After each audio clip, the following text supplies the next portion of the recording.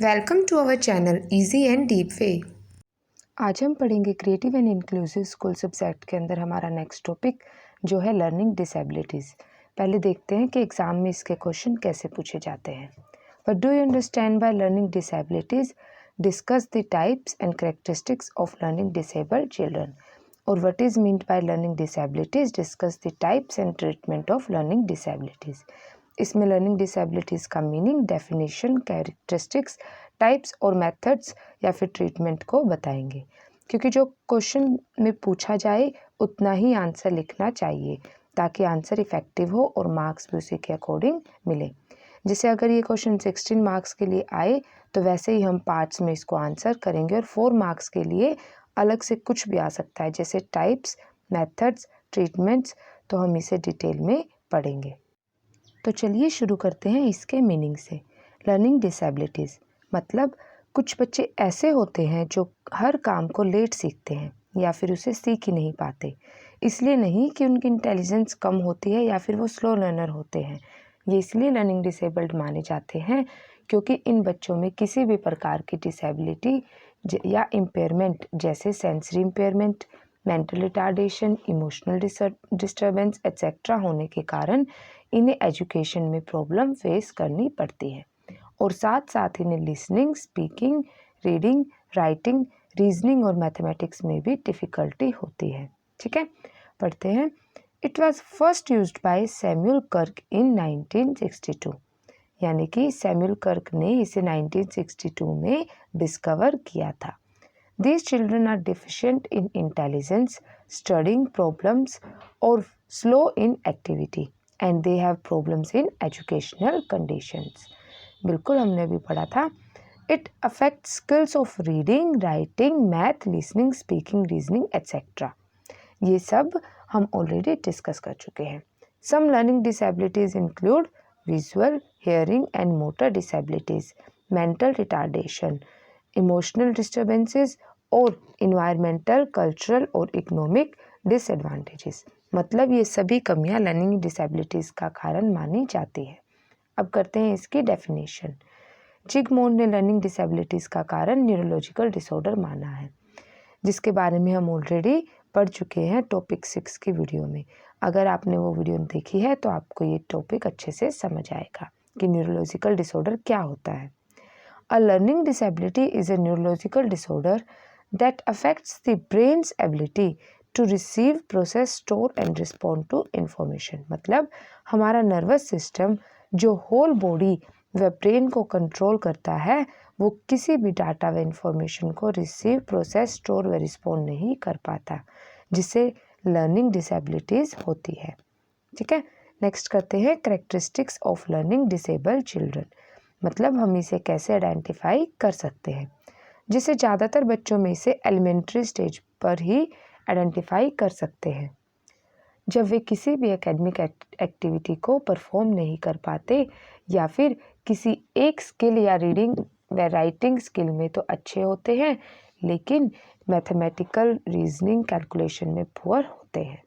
इसी प्रकार कुछ कैरेक्टरिस्टिक्स को हम फिजिकल, कॉग्निटिव, एजुकेशनल बिहेवियर व कम्युनिकेशन के बेसिस पर आइडेंटिफाई कर सकते हैं। ठीक है, इसमें सबसे पहले है फिजिकल कैरेक्टरिस्टिक्स। इसमें सभी बच्चे देखने में तो नॉर्मल होते हैं लेकिन उनकी कुछ हरकतें अलग होती हैं, जैसे उनका ड्रेसिंग स्टाइल, कोऑर्डिनेशन, मेंटेलिटी बहुत पुअर होती है। ठीक है, पढ़ते हैं। This show poor coordination of motor abilities like crawling, running, jumping, etc. They do not differ from the normals in height, weight, health, etc. They look like normals in 90% situations, but they are clumsy and awkward in some situations. मतलब चीज़ों को coordinate नहीं कर पाते। Next है cognitive characteristics. इसका क्या मतलब होता है कि जब कोई अपने एक्सपीरियंस के थ्रू नॉलेज प्राप्त करता है तो उसे कॉग्निटिव माना जाता है। इसमें इमेजिनेशन, थिंकिंग, रिमेम्बरिंग, जजिंग व प्रॉब्लम सॉल्विंग में बच्चों को कठिनाई होती है। दे हैव एवरेज और above average intelligence. They are very poor in self monitoring and self evaluation, यानी कि खुद को इवेल्यूएट नहीं कर पाते, खुद के बारे में नहीं सोचते। Their problem solving abilities are very very low, यानी कि किसी भी प्रॉब्लम का सॉल्यूशन ढूंढने में उन्हें बहुत कठिनाई होती है। They are unable to organise learning task, यानी कि अपनी एक्टिविटीज़ को वो मैनेज नहीं कर पाते। They have problem of applying cognitive abilities in practical life situations, क्योंकि इनकी इमेजिनेशन पावर बहुत कम होती है। इन सभी कैरेक्टरिस्टिक्स से हम कॉग्निटिव डिसेबिलिटीज़ को आइडेंटिफाई कर सकते हैं। नेक्स्ट है एजुकेशनल कैरेक्टरिस्टिक्स। इसमें बच्चों की इंटेलिजेंस इतनी कम होती है कि वे घड़ी में एग्जैक्ट टाइम भी नहीं बता पाते और इन्हें बेसिक थिंग्स जैसे days name, months name et cetera भी नहीं पता होता। Also they are poor in mathematical calculations in general, जैसे एडिशन, सब्सट्रैक्शन, मल्टीप्लिकेशन एक्सेट्रा भी मोस्टली गलत ही करते हैं। Their actual performance is quite lower than their expected performance in class, क्योंकि इनकी विजुअल, हेयरिंग व मोटर स्किल्स बहुत पुअर मानी जाती है।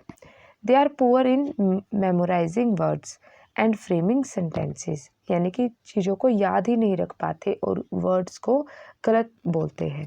They are unable to write letters in correct styles, यानी कि जैसे सिट को इट्स लिखना, 916 को 196 लिखना, ऐसे ये गलतियाँ करते रहते हैं। और मोस्टली ये रीडिंग के समय भी वर्ड्स को मिस कर देते हैं या फिर उन्हें रिपीट करते रहते हैं। ठीक है, जैसे कई बार ये सीक्वेंस भी रिवर्स कर देते हैं लेटर्स में, जैसे इट्स को सिट पढ़ते हैं। नेक्स्ट है इसमें बिहेवियरल कैरेक्टरिस्टिक्स, मतलब इनकी फीलिंग्स व एक्साइटमेंट या तो बहुत ज़्यादा होती है या फिर बिल्कुल कम होती है। ये अपनी हर छोटी से छोटी बात को दूसरों के साथ शेयर करते हैं। इनका बिहेवियर नॉर्मल बच्चों से अलग होता है। देखते हैं कैसे। दे show high rate of purposeless futile activity, यानी जो काम करते हैं वो व्यर्थ का काम करते रहते हैं और उसी में लगे रहते हैं, जैसे खाने के समय खेलते रहते हैं और खाली बकेट में बाल्टी में पानी भरते रहते हैं और उसको खाली करते रहते हैं।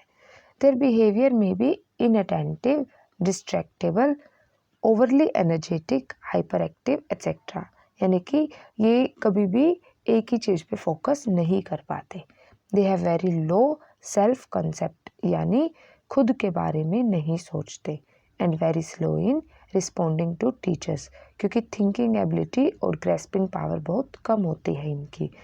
Also difficulty in paying attention to teachers, क्योंकि इन बच्चों का जो नेचर है बहुत डिस्ट्रैक्टेबल होता है, वो किसी भी छोटी सी बात को जल्द ही भूल जाते हैं। ठीक है, नेक्स्ट है कम्युनिकेटिव कैरेक्टरिस्टिक्स, मतलब इनकी वोकैबुलरी इतनी अच्छी नहीं होती और ये बिना सोचे कुछ भी बिना सोचे समझे बोल देते हैं। Means poor expressive power, so they don't very much mix up with anyone. और कई बार बच्चे इनका मजाक उड़ाने लगते हैं क्योंकि इन्हें अपनी बात एक्सप्रेस करनी नहीं आती। They do not respond adequately to questions asked by teachers and they are very poor in defining words and clarifying concepts. Their oral communication is weaker than written communication, मतलब ये अपनी बात को लिखकर अच्छे से समझा सकते हैं। Language problem at pre school level, और ये प्रॉब्लम्स फेस करते हैं स्कूल लेवल पर और जो कभी भी इम्प्रूव नहीं हो पाती। तो हम इन सभी पॉइंट्स के बेसिस पर लर्निंग डिसेबिलिटीज़ को आइडेंटिफाई कर सकते हैं। ठीक है, अब करते हैं टाइप्स ऑफ लर्निंग डिसेबिलिटीज़। इसे 2 पार्ट्स में कैटेगराइज किया गया है, जनरल लर्निंग डिसेबिलिटीज़ और स्पेसिफिक लर्निंग डिसेबिलिटीज़। पहले करते हैं जनरल लर्निंग डिसेबिलिटीज़, यानी इसमें किसी भी एकेडमिक लेवल पर डिसेबिलिटी पाई जाती है, क्योंकि बच्चे किसी भी इंस्ट्रक्शन को लर्न करने में बहुत टाइम लेते हैं, जिसके लिए स्पेशल मेथड्स व टेक्निक्स का प्रयोग करना पड़ता है। देखते हैं, covering all areas of academic content, जैसे reading, writing, listening, mathematical calculation, reasoning abilities etcetera, ये किसी भी लेवल पर हो सकती है। Low performance as compared to average children, difficulty to identify them in earlier stages of education, क्योंकि हर बच्चा नॉर्मल ही होता है स्टार्टिंग में तो, लेकिन अगर इनिशियल स्टेज पर ही इसका पता चल जाए तो उसे स्पेशल टेक्निक्स का यूज़ करके हेल्प कर सकते हैं और उसको इम्प्रूव कर सकते हैं। In integrated system of education is best suited to them. यानी कि इसका बेस्ट एग्जांपल हम ले सकते हैं कि जैसे एक मूवी है तारे ज़मीं पे, उसमें बच्चे की लर्निंग डिसेबिलिटीज़ के बारे में डिटेल में दिखाया गया है कि कैसे ये आइडेंटिफाई होती है और कैसे इसे हम ट्रीट कर सकते हैं। अगर आपने वो मूवी देखी है तो ये टॉपिक बिल्कुल ईजिली समझ आएगा आपको। सेकेंड टाइप है इसमें स्पेशल लर्निंग डिसेबिलिटीज़। इसमें बच्चे में कोई भी स्पेसिफिक डिसेबिलिटीज़ हो सकती है, यानी एक या दो एकेडमिक और स्किल में प्रॉब्लम होती है। जैसे इनकम्पैटिबिलिटी ऑफ रीडिंग, इसमें रीडिंग स्किल, प्रोनाउंसिएशन व कॉम्प्रिहेंशन रीडिंग में प्रॉब्लम होती है। इनकम्पैटिबिलिटी ऑफ राइटिंग, इसमें writing skill, spelling, grammar etcetera में प्रॉब्लम होती है। मैथमेटिकल इनकम्पैटिबिलिटी, ये प्रॉब्लम सबसे ज़्यादा कॉमन मानी जाती है क्योंकि इसमें कैलकुलेशन मिस्टेक्स के साथ साथ कंसेप्ट भी बिल्ड नहीं हो पाता। लेकिन अगर कोई व्यक्ति किसी एक स्किल में अच्छा परफॉर्म नहीं कर सकता तो वो अपनी दूसरी स्किल को स्ट्रॉन्ग बना लेता है। जैसे किसी बुक का राइटर अगर मैथमेटिक्स में पुअर है तो वो फिलोसफी व लिटरेसी में अबव एवरेज होता है। ठीक है, अब करते हैं मेथड्स या फिर treatment of learning disabilities. Learning disable children को ट्रीट करने के लिए वेरियस मेथड्स का यूज़ किया जाता है, जैसे मेजरिंग टारगेटेड बिहेवियर। इसमें बच्चे के बिहेवियर को उसकी इन्वायरमेंटल कंडीशन के अकॉर्डिंग मेज़र किया जाता है, जिसमें उसकी एजुकेशनल अचीवमेंट्स व प्रॉब्लम्स को भी मेज़र करते हैं और उसे डायग्नोज करने की कोशिश की जाती है। ठीक है, फिर है बिहेवियर मॉडिफिकेशन। इसमें टारगेटेड बिहेवियर को मॉडिफाई करने के लिए एक्सेस किया जाता है ताकि बच्चे के बिहेवियर को लर्निंग डायरेक्शन में ले जाया जा सके। इसके लिए मॉडल टीचिंग का बार बार यूज़ किया जाता है, जिसमें टीचर खुद को बच्चों की तरह बिहेव करके दिखाता है। ठीक है, फिर है एडेप्टिव बिहेवियर। इसमें टीचर कई बार एडेप्टिव मेजर्स का यूज़ करता है ताकि लर्निंग डिसेबिलिटीज़ को रिड्यूस किया जा सके, जैसे improving basic skills. Basic skills में thinking, reading, writing, listening, spelling, mathematical operations etcetera आते हैं। इसमें टीचर हर एक स्किल पर इंडिविजुअली फोकस करता है ताकि इन्हें इम्प्रूव किया जा सके। फिर है इम्प्रूविंग क्लासरूम बिहेवियर। इसके लिए एक टीचर क्या क्या तरीके अपनाता है, जैसे regular assignment to increase study habit. जैसे बच्चों को हॉलीडे होमवर्क दिया जाता है ताकि उनकी स्टडी हैबिट बनी रहे। Daily report card to minimise inappropriate behaviour.